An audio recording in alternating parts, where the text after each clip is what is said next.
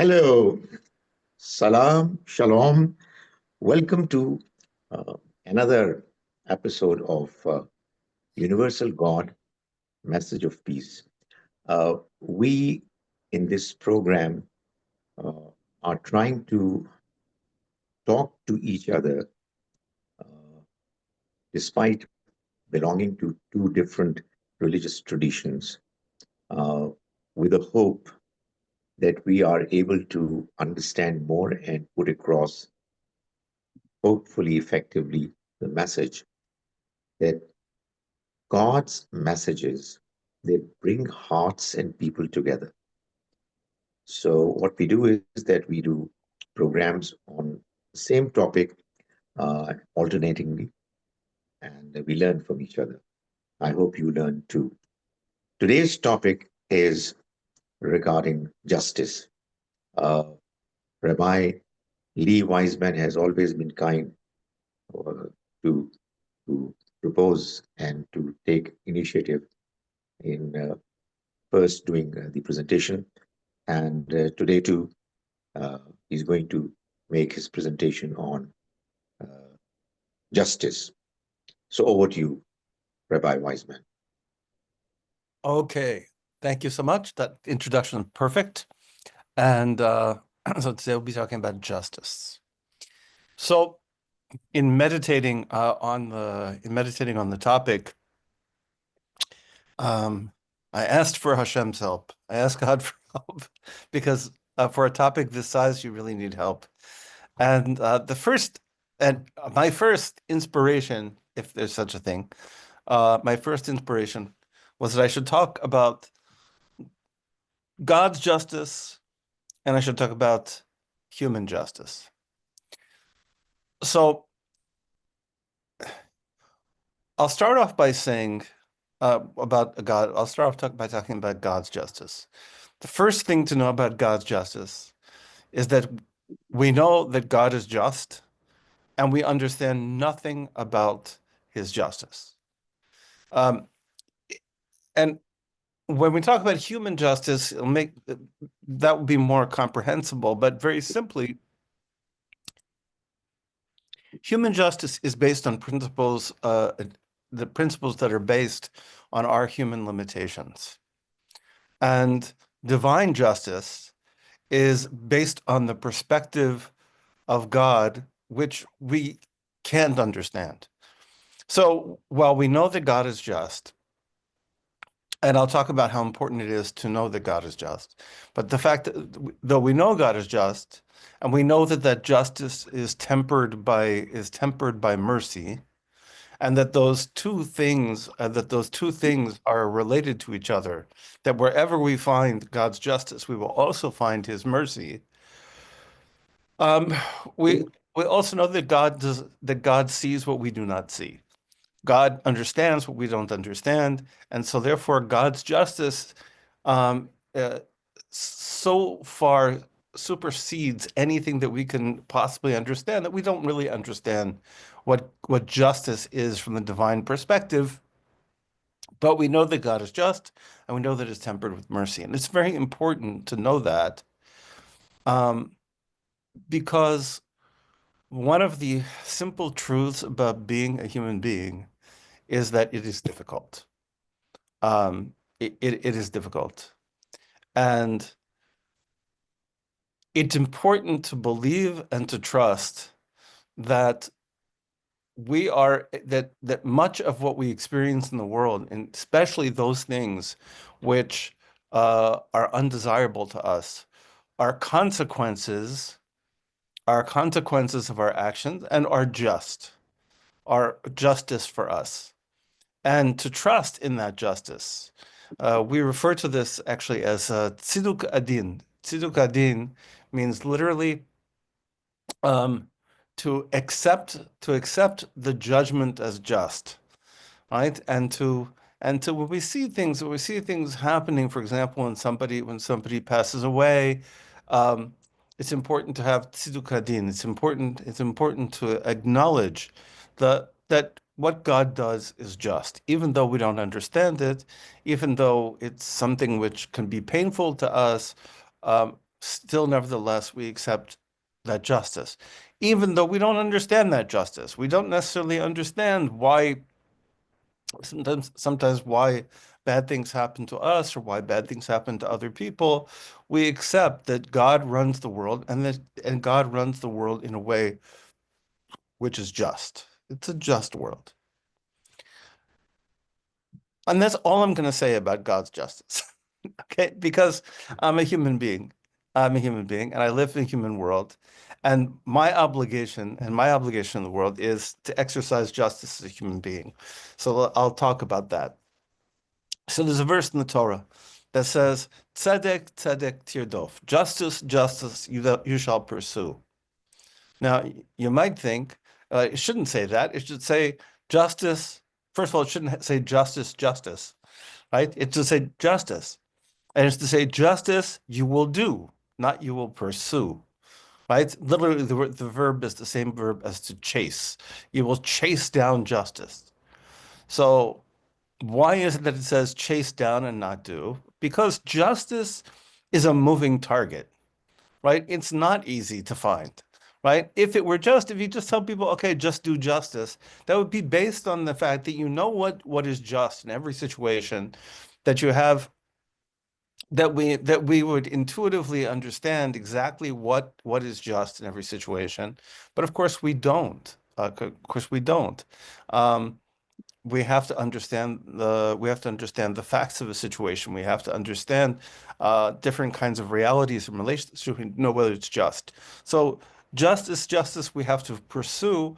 And why justice twice, right? I'm not exactly sure, but one way of thinking about it is that there may be more than one just choice.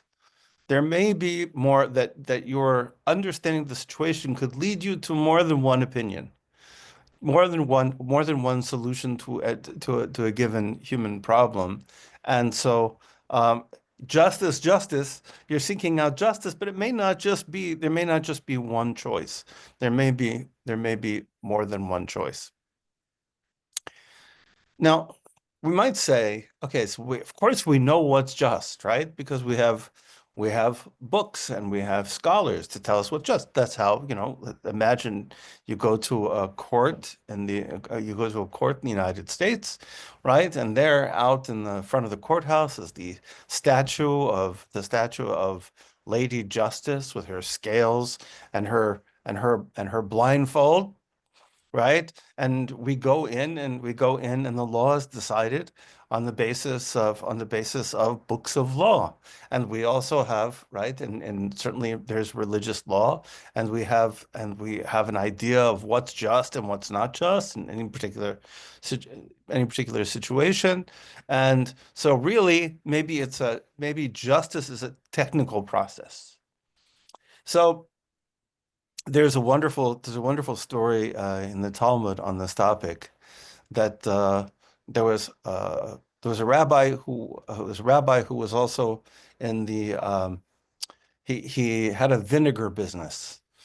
He also made vinegar, and he had big barrels of vinegar, and and his workers and his workers uh, were careless, and they broke the barrels. They broke a couple of barrels. And he said, and he was talking to his friend, and he said, the law is that I should dock their pay. The law is that I should dock their pay, that I should take it out of their pay, right? They damaged my goods in the process of working, and I should take it out of their pay. And his friend said, but is that what you're going to do? And he said, no. He says, I'm not going to dock their pay. They made a mistake. I'm not going to dock their pay. So, so what's the point of the story? The point of the story is that there's two different kinds of justice. There's the justice that makes sense from the books, right? And there is a level of justice. There's a level of justice in which, I have a business and I have workers, and the workers break something, and it's their mistake. They owe me, right? And so, and so based on, if we're looking at it from the perspective of loss, right? From the perspective of gain and loss, okay, from the perspective of gain and loss, yes, they should have to pay. Makes sense. Now, if we look at it a different way, and not just gain and loss, but we look at it from the perspective of human gain and loss, what's the outcome going to be for those people, right? What's the outcome going to be for those people who have to pay? And the outcome is going to be very bad because they're very poor. You're not moving vinegar barrels if you're well heeled, right? It's not exactly it's day labor. It's something that you get paid for by the day. And if you're not going to get paid for that day, it's going to mean that your family's going to suffer. And so there's a fairness there's a fairness that is perhaps greater. Remember, I said tzedek, tzedek, two kinds of fairness, two kinds of justice. So one kind of justice is justice that kind of looks at gain and loss. There's another kind of justice that looks at the human relationships involved and says, no, maybe this is not the right thing to do, right? So the strict justice is not that strict justice is not the right way to go. The right way to go is to temper it with a kind of mercy and to say no. Now, at the same time, the Torah is very careful to tell us to be very, very careful with this, right?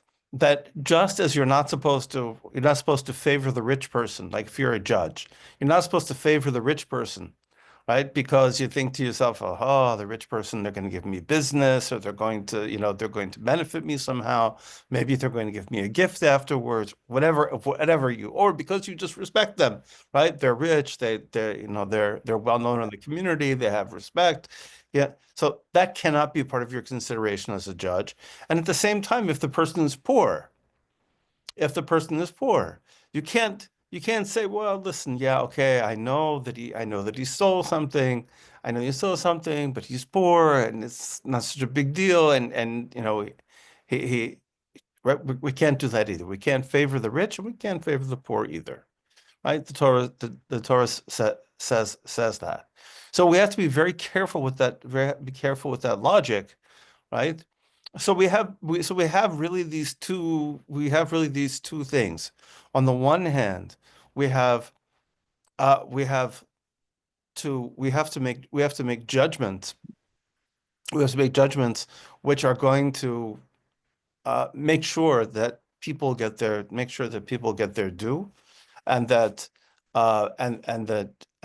justice as the Torah understands it is served.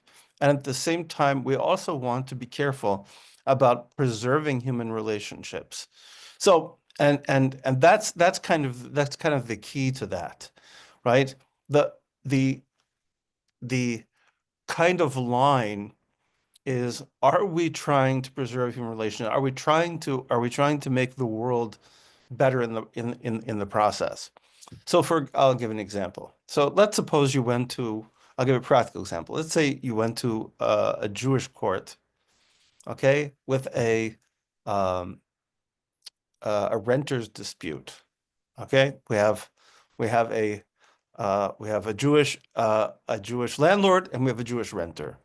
Okay, and the renter asked the landlord to do something. The landlord didn't do it, and now the renter has not paid his rent for so many months, and so forth. So they go to the court. So the first thing the court is going to ask them a question. They said, "Do you want us to rule? You too. Do you want us to rule according to the law, or do you want us to negotiate a compromise?" Now, almost always, what will people say? They're going to say, "We want to go according to the law," right? We went to a Jewish court, right? So obviously, I want the law. I want to know what the law is. At which point they'll go, "Are you sure you want to go according to the law? Are you sure?" And then you say, "Yes, we're sure." And they go, "Are you really sure?" Right? And they'll try to talk you out of it, right? They'll try to talk you out of it. Why? Because we know that when it comes to the execution of law in that way, there's going to be a winner and a loser, right? There's going to be a winner and a loser. One person's going to win more, one person's going to win less, one person's going to benefit, one person's not. And at the end, one person is going to get to walk away and say, I won that case. And that is that's not good for any continuing relationship between those two people and potentially between their families and so forth, right? It could we know that these things can mushroom out, right? They can extend out um, way beyond those two people. So they say, listen, we highly recommend a compromise. And so they say to them, so listen, how about you pay 6 months the rent that you own, and you have 3 weeks to do the repairs, and we call it right. We call it even. So he gets paid. Right, he gets paid, so to speak, for the time that he had to wait for the repairs, and you get the money. You get the money that for your rent, but you don't get all of it, and so on. And they make the agreement. Why? Because the ultimate goal is not to establish is not to establish exact justice, but the goal is to restore the relationships between people, right? The whole idea of justice is to make sure that people can live better in the world with each other. That's the ultimate goal. And it may be that that kind of strict approach to justice is not going to get you there. So so it's a it's a very justice is a very fluid concept in that sense. Um,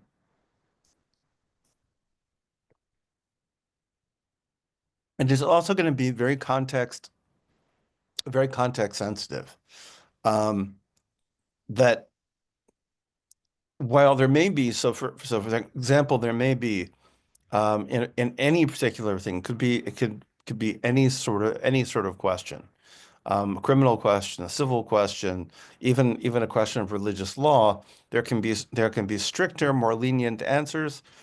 Um, and really, the person who is the judge, the person who is executing judgment has to be very aware of all the circumstances, right? So while the ideal might be to say there's something, for example, let's say, good example, let's say you had an animal and you slaughtered it, and the question was whether or not it was kosher, right? Depends, is the animal fit to be eaten?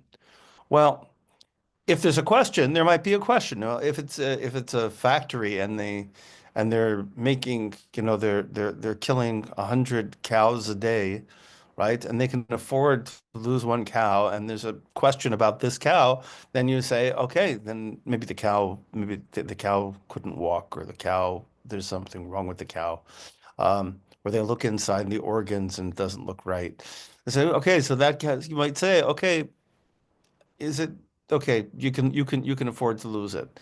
But if it's a person who lives on a farm and they only have one cow and they slaughtered that cow and they looked and they saw that it wasn't quite right, right? And you could say yes it was or no it wasn't. You're more likely to say yes it's okay, right? Because the person can't afford that loss, right? That's a big loss, the big loss to the person. So if there's where there's that again, because you want to do good and not to do harm.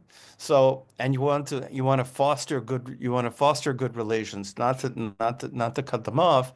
And so you would make that decision. So you would make the decision in a more lenient way. So so justice, right, is really a subtle matter. But we recognize also that without it, right, human societies are really doomed. It is when we look at the prophets, um, and here's what when I talk about the prophets, I'm talking about the Jewish prophets that come after Moses.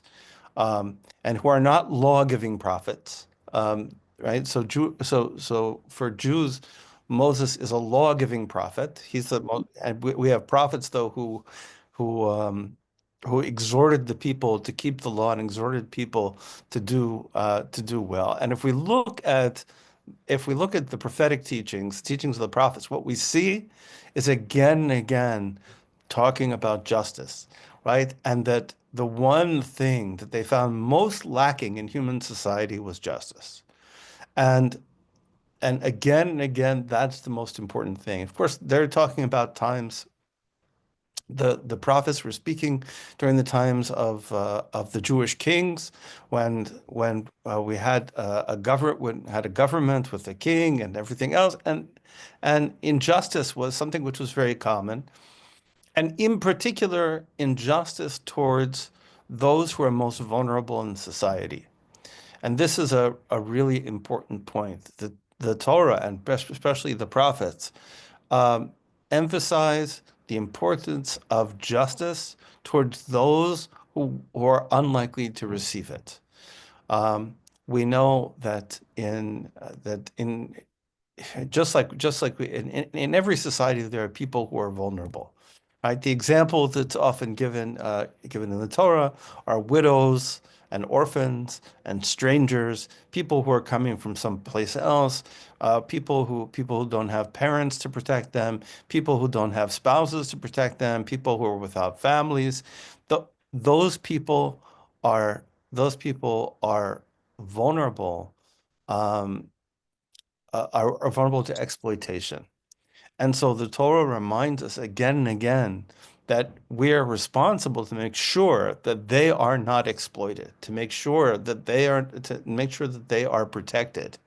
And that's a special area of justice, right? It's a special area of justice to make sure that the most vulnerable in society are absolutely protected, because the way societies work, those people tend to be the ones who suffer most. And justice, and we see in the world today, they know that there are justice systems which are there are justice systems which are designed in such a way, right? Which it can be designed. You can design a system of justice, which is unfair, which is ultimately unfair to the most vulnerable in society.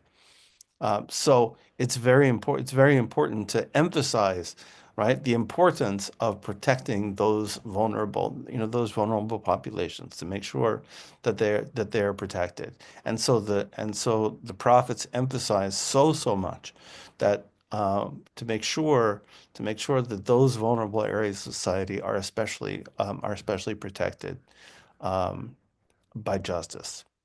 And again, um, if there's one topic, I think that comes up in terms of looking at government, and I'm not trying to be political here. This is just in fact the fact is that when it comes to talking about government, the prophets almost exclusively talk about justice and the importance of justice and the importance of law in enforcing that justice. So justice you will pursue. It's not easy. It's a moving target, but you have to keep moving, right? You have to make sure that you're always running after it, and hopefully justice won't be running after you. So I'll end there and hand over the questions. Great. Well, the three important things that I've learned from your presentation. The first thing I quite agree with you that God is just completely just, and you referred to this reality, which really is very important in understanding God's justice. That He knows everything. I mean, so because He knows everything, therefore, we humans, mortals, limited in our abilities and our approach towards understanding, we cannot fully and completely appreciate and comprehend God's justice. So, I mean, there's a very valid point, and therefore, uh, we have to live with this understanding, which is, I would not call it blind understanding. I mean, it's a well thought understanding that God is completely just, and that at times, probably on many occasions, even though we may not be able to fully understand uh, his just ways. So that's a very important and very deep point that needs to be appreciated and talked about over and over again. The other thing too that you mentioned is really something that is worthy of being understood and continue to be discussed. That when we talk about justice, we may not actually be talking about any one particular decision in a scenario.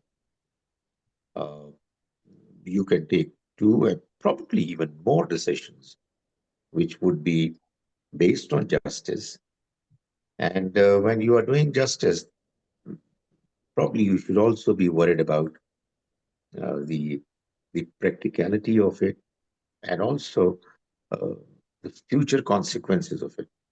You can decide in a way that might look theoretically just, but then it might actually destroy all relationships and the future prospects of people living together uh, with mutual understanding and respect. So I think somebody doing justice should keep in mind this reality that there are alternative possibilities of justice, and what we might call a pragmatic justice is what we should be targeting.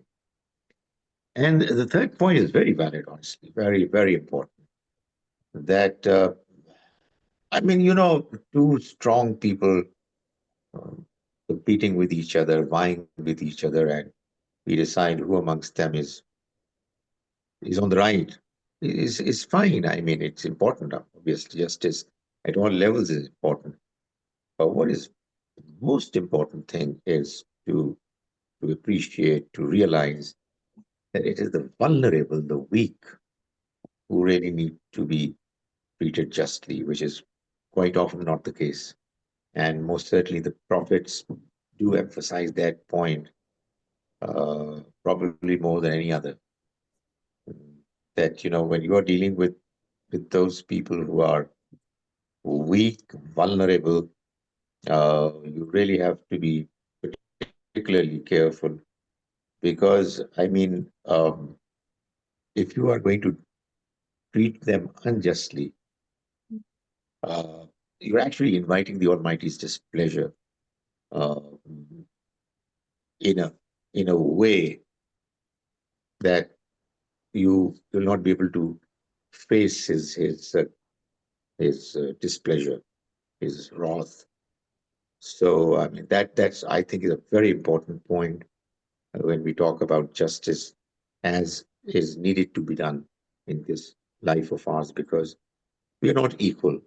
There are people who are strong and there are others who are weak. So all in all, as ever, uh, we are enlightened. Thank you very much. Yeah, the last point you made is very interesting about God's response to the oppression of the weak, right? I mean, we say, and I think it's also present in Islam that God hears, God hears the crying and the prayers of those people who are weak, right? And you don't want to come up against that, right? That's not something that's not something that you want to be coming up against. And so you want to be very careful not to cause people, not to cause pain to those people who are weak or take advantage of people who are weak. And that becomes, really an important part of really an important part of justice. Dr. Lally, have some thoughts? That was so wonderful. Thank you so much. You mentioned some like amazing points, and Yeah, I loved it. Thank you so much. I have a couple of questions. So, from my understanding of the little Hebrew that I know, um, when you mentioned that verse, Sedek as a justice, but Sadaka is also charity, isn't it? Similar word, and the same in Arabic as well. And also, Sadiq is like righteous, right? It Mhm. can it mean righteousness as well? So justice can mean righteousness and also charity. Is that right? The sort of similar root Yeah, um, yes. So word. the idea is so the word the Greek word I mean, the Latin word rather that we use for charity, caritas, refers to a kind of spontaneous like movement of the heart, right? It's something that the heart just kind of does. But but we understand charity as being as a way of pursuing justice, Mm, right? Because ideally speaking, right? Ideally speaking, what God wants is for everybody to have, right? mhm, God wants everybody to have. God wants to provide, right? God wants to provide for all of us and created us mm. for the purpose of making sure that everybody has. So tzedakah, right? So tzedakah um, is to establish righteousness, is to Mhm. establish fairness, to establish just. It's interesting. There are. I had this problem when I was kind of thinking about this, is that there are at least three words I can think of that we translate as justice in Hebrew, and they all have slightly different Oh, yeah. nuances. So, Mishpat, that right, judgment. mishpat is another one. Right. So tzedek, mishpat, and din. Yeah, Uh, did as well. See, yeah, so but this is absolutely fascinating because I think lots of people, when they think of justice, they think of judgment and they right. think of like stern, harsh, judgment, which is like, Dean and it's Right. like the left side of the Right. is the right side is sort of like kindness and mercy and then you've got the left side which is severe in punishment or vengeance and judgment and that type of thing. Um, Right. so So if you were looking at it that way, if you want to be a little Kabbalistic, right, yeah, then you have tzedek on the right, right? You have tzedek on the right, you have din on the left, and you have mishpat kind of in the center, um, right? So din, so tzedek meaning righteousness or justice in the more abstract sense, yeah, right? And then you yes, have Dean, which is judgment, which is judgment, strict judgment in the more abstract sense, and then mhm. Mishpat, which is actually judgment in the practical sense, which comes in the middle. And hopefully, your judgment in the middle is going to be somewhere in between these two extremes. And it's like a balance and like the middle way, I guess, isn't it? Right. But see, I think when I think of justice, and I think, obviously I believe God is just, and therefore, we will be treated in the same way that we choose to treat other people. So Yeah. obviously, if we choose to be on the more on the right side or inclined to mercy, inclined to making peace, and inclined to forgiveness, and inclined to patience and compassion, that type of thing, then obviously we can expect that we will also be treated in that same way if we were in that situation. So, um, the way we treat the weak, the orphans, the needy, in the eyes of God, we are needy, we are weak, we are like orphans. And actually, we will be treated the same way that we choose to treat others because, according to the Quran and the scriptures, the Bible and Torah, we are here like we're the hands of God in that sense. We are, his hands he works through us to establish justice on earth and to sort of represent his attributes of righteousness and naturally surely that must be true justice then, is to do that. But I love what you said about pursuing justice, and it's we're not God and we're not perfect, and obviously his justice is the perfect justice, and the best we can do is chase after it and pursue wanting to do that. But we will, with our human abilities and our imperfections and our failures, we're never going to get it 100% right. But I guess that's where the scripture comes in to help guide us to what is justice, because we fall short of understanding it sometimes. And yeah, so I'm bubbling on now, but It's a very important point that you make, that, that the way that we treat others, is the way we should expect, to be treated. I had a little lesson in this. A few years ago, I was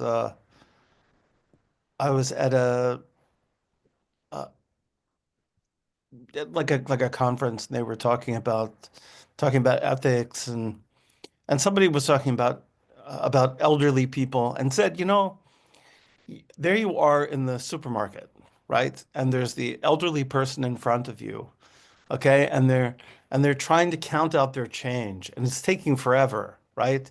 They're counting out the change, and it's so slow, and you're getting annoyed, and you're feeling like, oh, just please already, and why do I have to be in this line? Why didn't I choose the other line? Right? And you get frustrated. And the person says, you know what? He says, with any luck, that will be you. Okay, with any luck, if you live long enough, okay, that will be you. And that really struck me, because that is a situation I've been in many, many, many times, right? Because I live in an area where there's a lot of older people, right? And the other day, I was in the supermarket, and I couldn't find my wallet, right? I couldn't find my wallet, and I'm looking in my pockets, and I'm going through my pockets, and I'm looking at the person behind me, and they're looking, and they have that look on their face. It's the look that I would always have, of like, oh my God, this old guy. I look older than I am. I'm 64, but I look like I'm 80 years old. So they, because the beard is so white. So they look at me, and they go, oh, this old guy, like, he can't find his wallet, and why am I in this? And it it's it's really true, you know. And I thought, this is my payback for all those times that I would look frustrated. But we do have to bear in mind that and justice is one of the things we most want from other people, right? We want people to be fair to us, but we also want people to be kind to us, right? We want people to temper their justice with mercy. And so we should be doing the same thing. And, if we have a choice between this and this, we should go in the middle. amazing. Yeah. Um, so I guess it reminds me, is also one other quick question. Sorry, I don't know if it's a quick one or not, but do you have any questions? Actually, I can come back to this, Dr. Zahir. You go first. Go ahead. I think you said two. You promised two questions. You Oh, did I? asked one, so it has to be the other Um, now. it's not really, I'm not sure if it's a question or just a comment, really, that, in the Torah about eye for an eye, tooth for a tooth. There's a mention of this in the Quran, that it says, we said to the Jews, eye for an eye, tooth for a tooth. But it says, what are the words, Dr. Zia? Forgiveness is better. Um, Yeah. so here, see, I get the impression that it's like you said, there's justice is, eye for an eye, tooth for a tooth, maybe, but I don't know the deeper, maybe you can tell me the deeper meanings of it. But if we can choose between punishment and having mercy on somebody, my understanding is that it pleases our Creator more if we choose and incline towards mercy. Right. And actually, then we too will be shown mercy, and that is justice. The just but if obviously if we choose to be harsh with, or punish eye for an eye, tooth for a tooth, then that's okay as well. That's fine. That's also justice. However, we too will be treated in the same way. So when it comes to our shortcomings and our mistakes and our wrongdoings, we can also expect that we too will be treated like that. That's my understanding, but what is yours? So first of all, I have to tell you, before eye for an eye for a tooth for a tooth. So, it certainly sounds pretty. It sounds pretty horrific. It certainly sounds pretty horrific. Um, so in Jewish law, we don't understand it. We don't understand it to be literal. We understand eye for an eye, tooth for a tooth, to refer uh, to damages, right? Mm. To monetary damages. So, for example, and I'll explain the logic. The logic is like this. Let's suppose that I am. Let's suppose that I am a.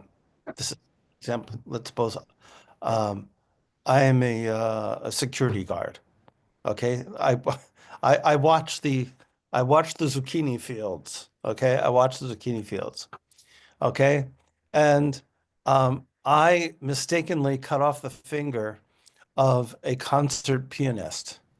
Okay, so if they came along and they said, you cut off a finger, now we're going to cut off your finger, which would seem eye for an eye, tooth for a tooth, that's what you would expect, then I would be paying a much less price, actually, than the person who was harmed, right? Because that finger meant a lot more to him. He was a concert pianist. He can't do his job anymore, right? He can't do his job anymore. But me, I watch zucchinis, right? So I'm not going to lose anything by it.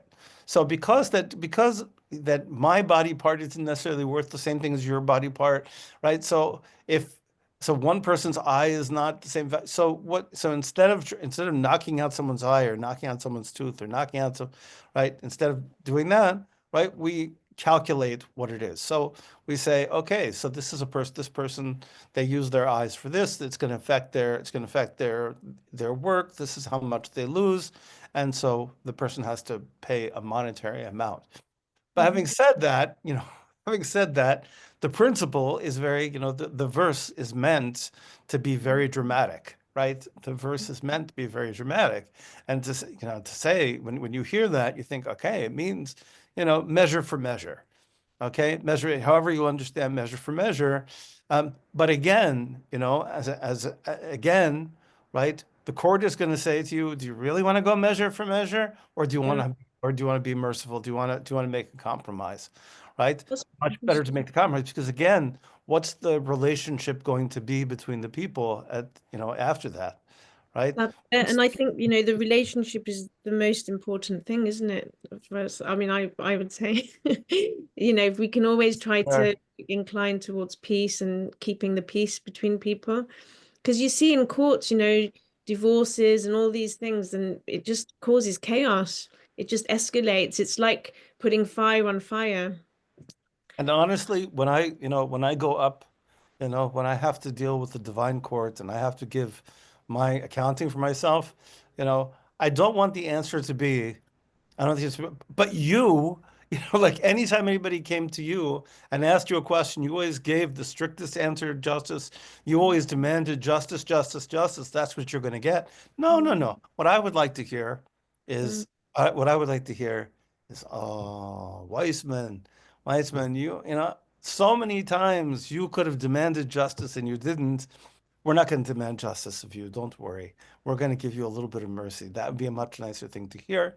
So I feel like the best way to achieve that is by being merciful in this world. So I'm doing my best. Oh, amen to that. Beautiful. Do you have any questions, Dr. Zahir? Right. I've said what I wanted to, and I really benefited greatly. Thank you. Okay. I'm really looking forward to Dr. Zahir next week. And Me too. Thank you all for watching. And thank you, Thank you. Wiseman, for sharing wisdom and knowledge with my us. pleasure. Okay, Thank you. God bless. Salam, shalom, shalom. Bye bye.